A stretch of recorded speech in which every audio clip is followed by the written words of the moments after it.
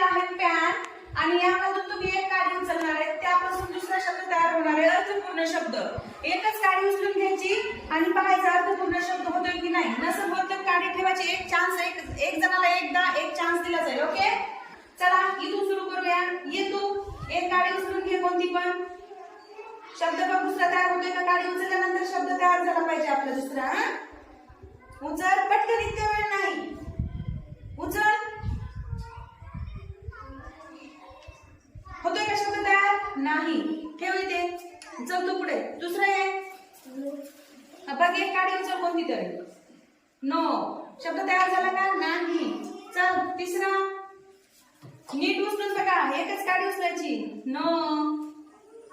चला पुढे वाचून बघा एक शब्द. काडी उचलताना विचार करा.